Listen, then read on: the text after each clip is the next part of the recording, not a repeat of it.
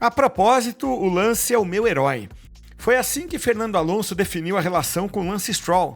O espanhol tem sido cuidadoso com o companheiro de equipe. São quase 20 anos de diferença de idade. Alonso tem fama de brigar e tentar devorar os companheiros. Por isso, talvez ele e Stroll não se dessem tão bem. Mas o mais perto de uma rusga até agora foi o fato de Alonso não ser o herói de Stroll. Quando criança, Stroll torcia por Michael Schumacher contra Alonso. Mas por que o relacionamento deles prosperou tanto? Bom, Alonso vem falando bem de Stroll desde a pré-temporada.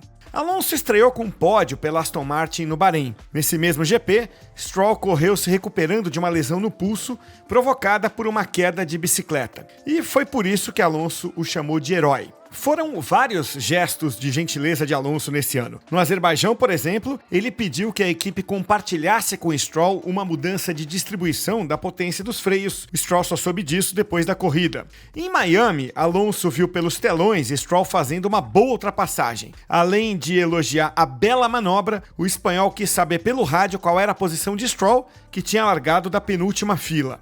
Alonso só conseguiu ver a ultrapassagem porque, segundo ele, os telões estavam bem posicionados nas curvas de baixa velocidade. Ele disse que estava muito fácil acompanhar a corrida pela TV. Max Verstappen e Sérgio Pérez da Red Bull brincaram com isso na coletiva de imprensa em Miami. Verstappen relembrou a mensagem de rádio de Baku e disse que Alonso era como um coach de vida. E Pérez disse que Alonso até deu dica a Stroll para ultrapassar os adversários. Correndo em casa no GP da Espanha, Alonso decepcionou, mas nas últimas voltas ele encostou no canadense na sexta posição e tratou de avisar que não atacaria o companheiro. A relação, aliás, é recíproca. Stroll tinha feito mais ou menos o mesmo em Baku. Não atacou Alonso e justificou: estamos jogando o mesmo jogo. Alonso foi cordial na resposta. Stroll poderia tentar passar, mas no fim ele abriu vantagem e terminou meio minuto à frente do jovem canadense. A boa relação poderia ter desandado no primeiro GP do ano no Bahrein. Stroll acertou a traseira de Alonso logo na primeira curva, só que Alonso não sabia quem tinha batido atrás dele. O engenheiro de Alonso colocou panos quentes. Disse vagamente pelo rádio que a equipe estava revendo o incidente. No final, Alonso pegou pódio, só depois da bandeirada ele soube que Stroll é que tinha batido nele. Alonso não pareceu incomodado. Ele achou que tivesse sido atingido pela Mercedes de George Russell. Bem, ainda não se sabe ao certo por que a equipe não contou na hora que Stroll tinha provocado o acidente. Afinal, foi um contato acidental e sem danos para os carros. Alonso não é do tipo de piloto que fica estressado quando pilota um Fórmula 1, então ele provavelmente reagiria bem. Talvez hoje a equipe agisse de outra forma, afinal todos se conhecem melhor e Alonso e Stroll já se dão bem. Com vários pódios no ano, Alonso tem se destacado na Aston Martin e isso coloca certa pressão sobre Stroll. De todas as equipes, a diferença de pontos entre os pilotos da Aston Martin é a maior na temporada. Antes da Espanha, Stroll não tinha largado nem terminado na frente de Alonso. Sim, Stroll conseguiu essas duas façanhas na Espanha, mas convenhamos, ele foi ajudado pelos danos sofridos pelo carro de Alonso, que escapou da pista no Q1. E no final da prova, ainda ficou bem claro que Alonso poderia ter ultrapassado Stroll se quisesse. Alonso tem 5 pódios nesse ano. É um desempenho melhor do que todos os outros pilotos, exceto Max Verstappen. Já Stroll conseguiu no máximo um 4º lugar na Austrália. O resultado veio depois que Stroll conseguiu passar ileso pelo caos da relargada após uma bandeira vermelha. Alonso defendeu Stroll. Disse que as manchetes simplificam demais ao analisar só os resultados sem levar em conta o azar do canadense. Alonso também lembrou que Stroll estava em 4º lugar no primeiro stint do GP da Arábia Saudita, mas teve que abandonar com problemas no carro. Em Miami, Stroll não passou do Q1. De novo, Alonso defendeu o companheiro, dizendo que a equipe assumiu um risco alto ao tentar poupar pneus para o Q2 e para o Q3. Por fim, Alonso disse que Stroll se classificou mal em Mônaco porque tocou em destroços na pista.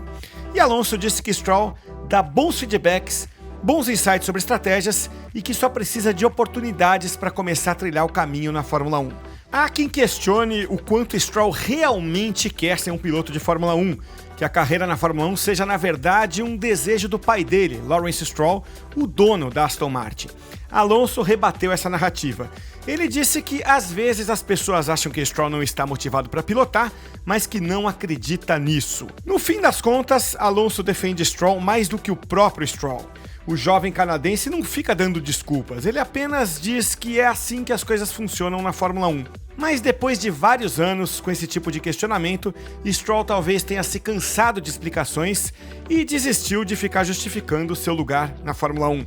O fato é que defender Stroll é um novo desafio para Alonso. E isso nos leva à grande questão: por que Alonso está batalhando tanto por Stroll? Estamos apenas no meio da primeira temporada de parceria entre Alonso e Stroll. E já tem motivos para Alonso virar uma espécie de líder do fã-clube de Lance Stroll. Vamos olhar então em duas perspectivas: os motivos evidentes e os motivos, digamos, mais cínicos. Em entrevista divulgada pela Aston Martin antes da pré-temporada, Alonso disse que Stroll tem potencial para ser campeão mundial no futuro. É mais ou menos isso que pensa Lawrence Stroll. Alonso disse que adoraria ver Stroll ser campeão e ficaria feliz se tivesse ajudado nesse sentido. O espanhol caminha para o fim da carreira como piloto, então ele já assumiu a missão de ajudar a Aston Martin a chegar no topo. Faz parte disso preparar a equipe para ter Stroll como líder nos próximos 10 ou 15 anos.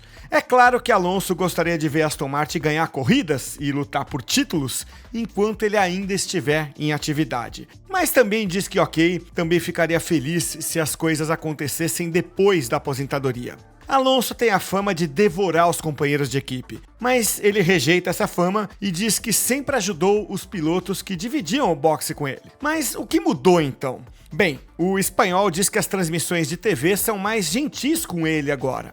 As mensagens de rádio liberadas para transmissão mostram que ele joga em equipe. Alonso diz que Stroll também fez a parte dele na construção de um relacionamento saudável entre os dois.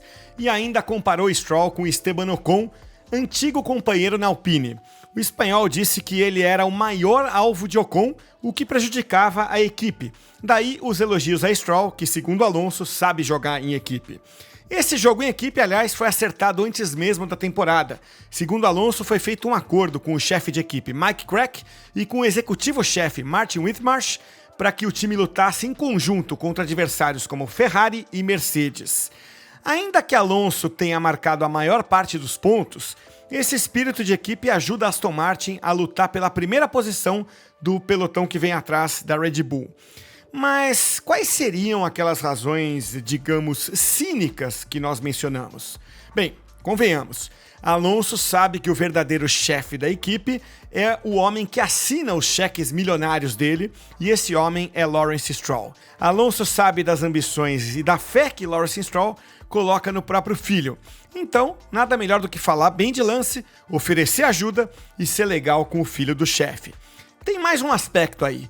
Quando um piloto tem muito mais pontos no campeonato, fica mais bonito para ele se ele exaltar as qualidades do companheiro que não representa uma ameaça real. Aí vem a questão: será que Alonso seria tão solícito com um companheiro que pudesse ganhar dele a cada fim de semana? Veja o caso do GP da Espanha. Alonso sabia que, para a pontuação da equipe, tanto faz chegar um em quinto e o outro em sexto. Não deixou de ser uma oportunidade de ganhar pontos com o time e com o próprio Stroll a um custo relativamente baixo.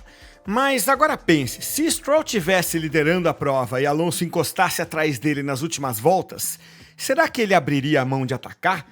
Será que o espanhol pensaria mais na equipe ou nele próprio se uma vitória estivesse em jogo?